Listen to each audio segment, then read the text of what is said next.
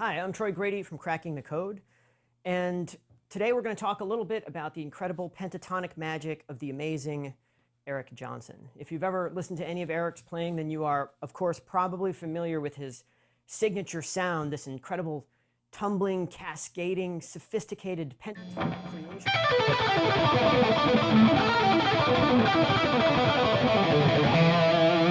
You have these unrecognizable shapes that seem to fall from the sky and connect to other parts of the fretboard almost seamlessly, almost like magic. And if you've gone further and spent any time trying to transcribe these patterns, you have, or transcribe these phrases, you have probably noticed a particular pattern that reoccurs all the time in Eric's playing. And that's the pattern that we're going to talk about today. It's the Eric Johnson 5-note pattern. And the classic example of it would be if you took this pattern and connected it into a phrase or a lick, that would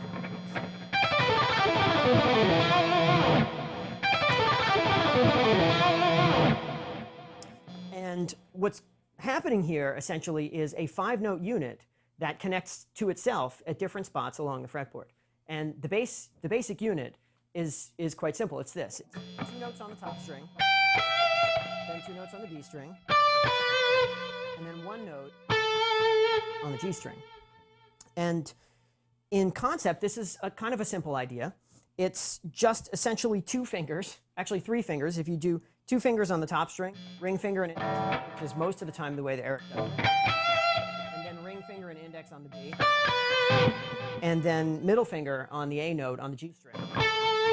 There are your 5 notes. And I am probably not exaggerating when I say that if you were to transcribe every fast lick that Eric has ever played, you will probably find this pattern in there somewhere. It's that important to his style. And especially if you have video footage when you do this, then you can see exactly how he's doing it. You can see exactly where the fingers are on the fretboard.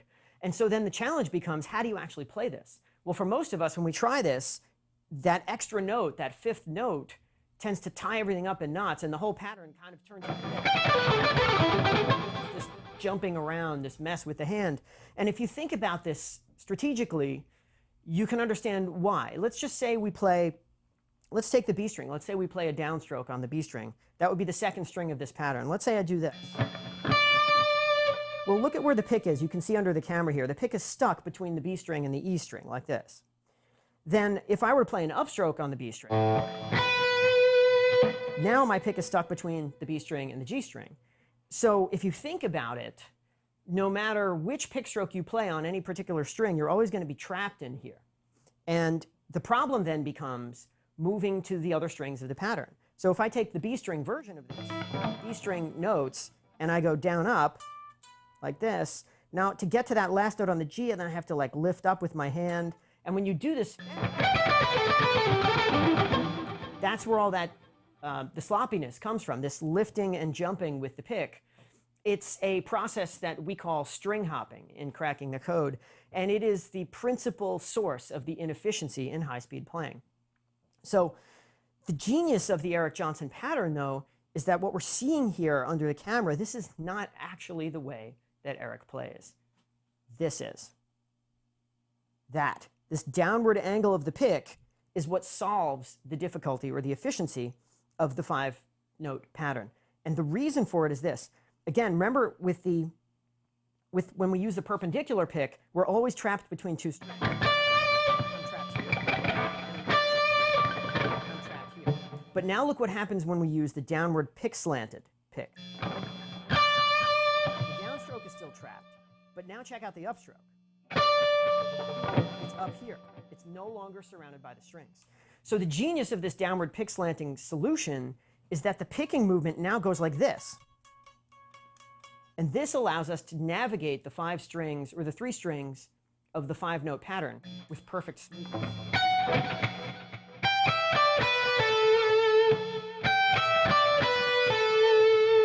Perfect, right? You can see that the pattern essentially utilizes the upstroke as the moment where we move to a new string.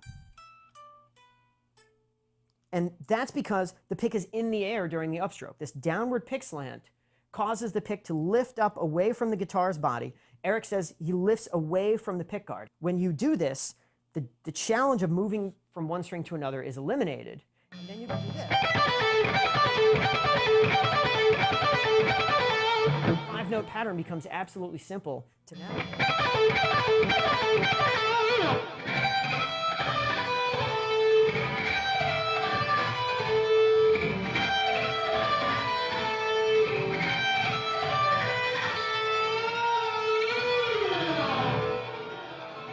And again, it's because we're only moving to the new string on the upstroke. That's how amazing this is. Now, there's one more element of the 5-note pattern that emerges in terms of efficiency when we connect it to itself in the whole lick that moves across the position here. I'll play the lick again at a moderate speed, and let's see if we can see that extra element.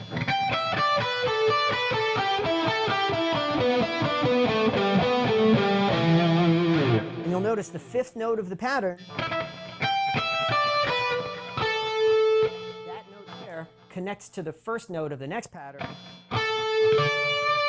That is the second piece of efficiency in the 5-note pattern.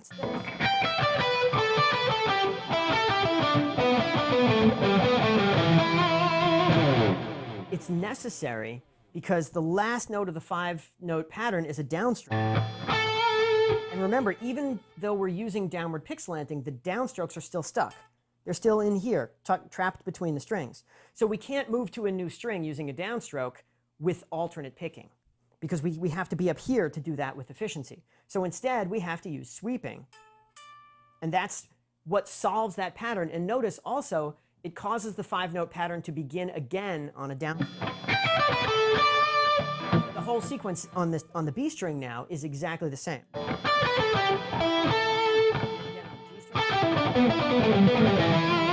So basically, to solve the 5-note pattern, you need downward pick slanting. You use alternate picking for all 5 notes, and then on the 5th note, that last note is connected to the beginning of the next pattern using sweeping. So again, moderately, it looks like this.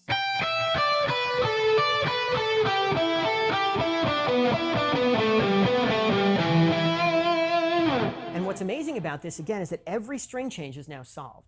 All the jumping movement with the hand is gone. We don't need it anymore because the alternate picking movement itself is now the string switching movement. That's what's so incredible about this. And so what that means is however fast you can pick, you can now play.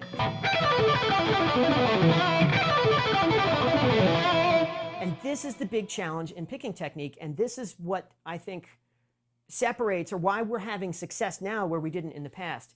We have to see these two things, speed and efficiency, as completely separate. Picking speed is just how fast you can move your hand.